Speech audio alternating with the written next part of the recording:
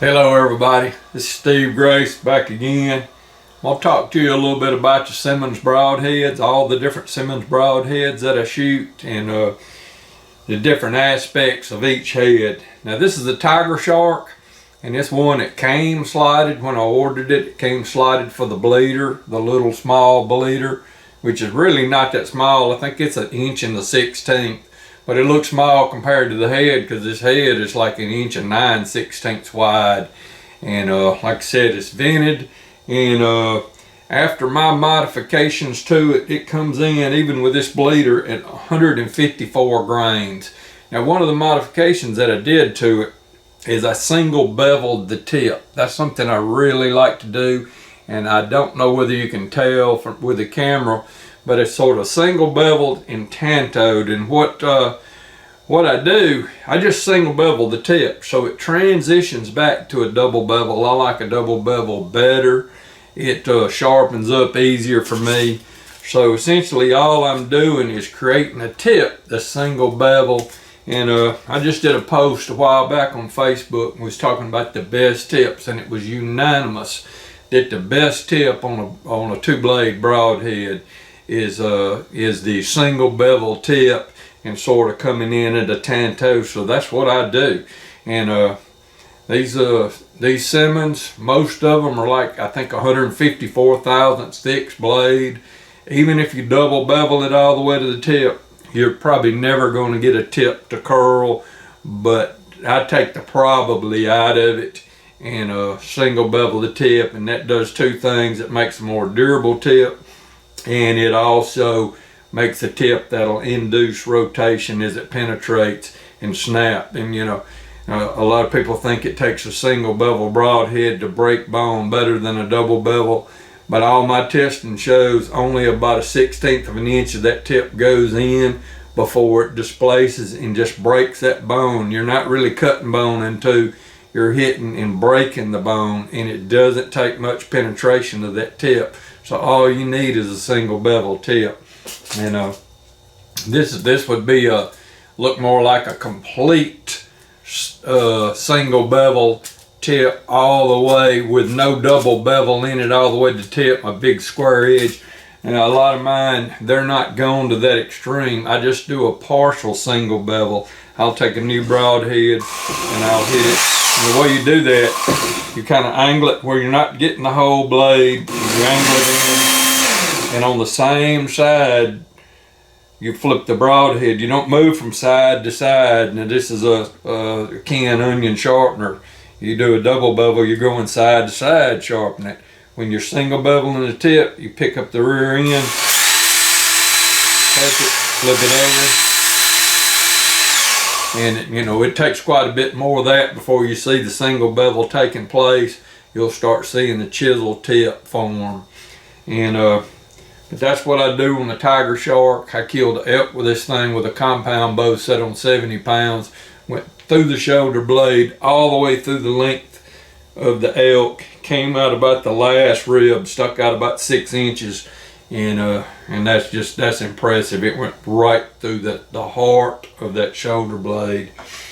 Now Swamp Shark is essentially, and I'll hold up the Tiger too, it's essentially an unvented Tiger Shark. They're almost identical.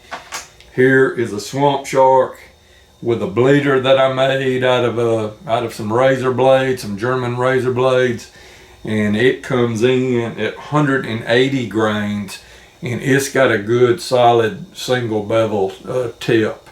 And it's a little rusty.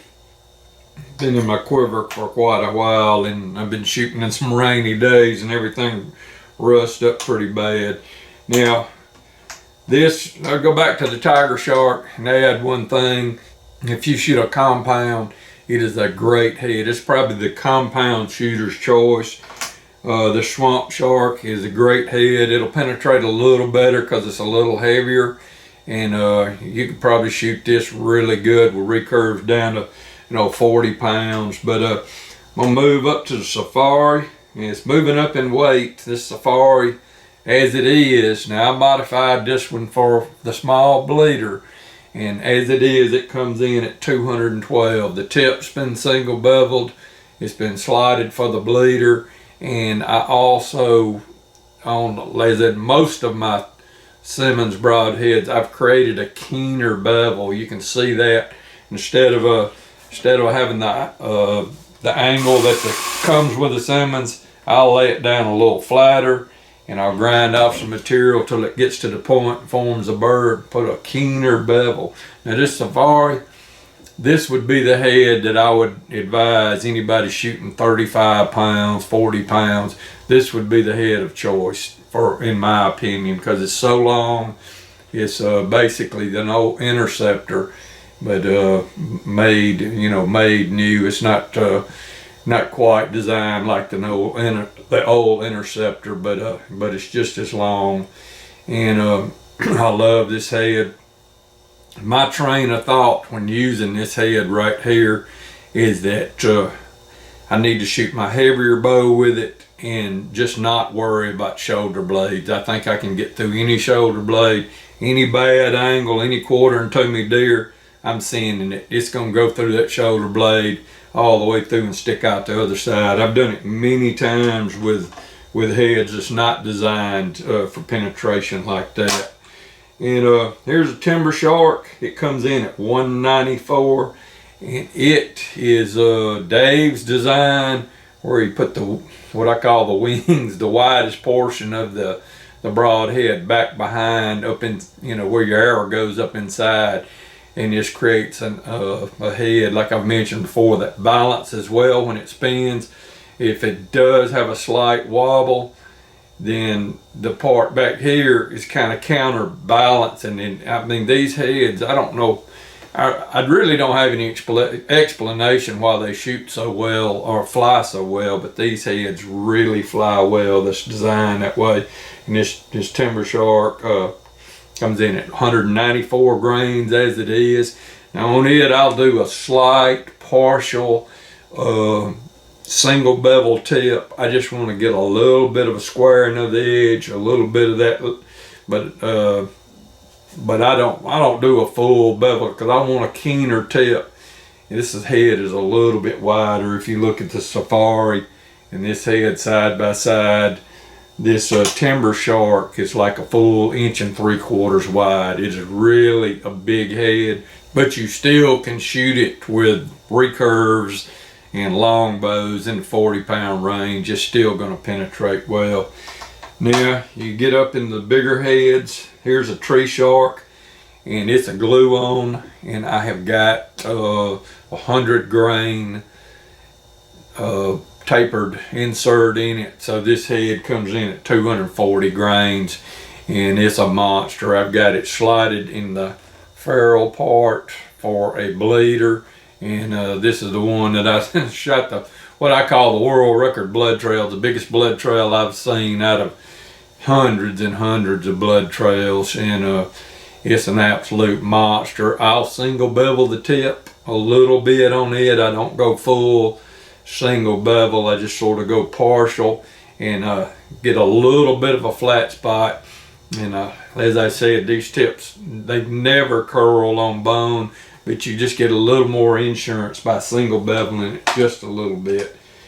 And here is a head I'm really excited about. It's the Great White, and after modifications it comes in at 233 grains. And about the only modification I did, well, I guess it's a pretty good modification. I sharpened the trailing edges. This head balanced a little bit heavy toward the rear. It has a little more material behind where it meshes with the arrow, and when I double bevel the trailing edge, it took off enough material where it balances just perfect. Right there is the pivot point of the weight. And I also single bevel the tip, but just partially. This is such a monster. I wanted that real keen tip, really good penetration through hide and carry the momentum into the animal. I also created a keener bevel on the blades. I'm really not through with this one. I'm gonna probably make it even a little more keener. It's so wide you can really get to it. But when I single bevel the tip,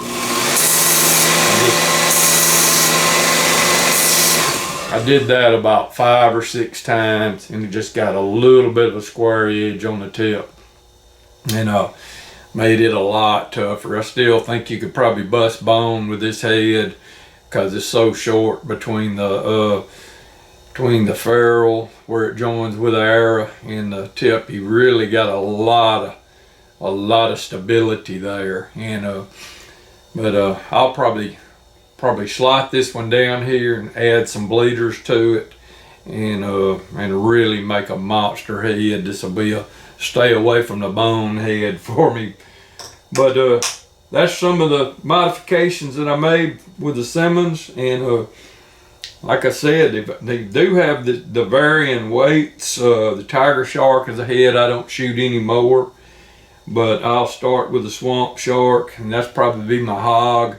My hog shooting arrow, it weighs 180, and the rest of the heads weigh from 212 to 233. I'll probably won't shoot the Tree Shark anymore, but I can make those heads weigh the same in a finished arrow weight just by changing the inserts. I can go from aluminum to the brass with a little break off. Say I'll shoot the Timber Shark, I'll shoot it with a full brass without the break off. I'll shoot the Safari, because it's at 212, I'll shoot it with the brass with a break off. It'll get it up. In the Big Great White is 233, I'll shoot it with the aluminum. And I guarantee you, when I get done, all these heads away, or finished arrows away within 10 grains of each other, and I can't shoot good enough to tell 10 grains, I can promise you that. But anyway, that's a rundown on all the sharks and all the way I modify them to make them just a little bit better. And sometimes that little bit is what counts.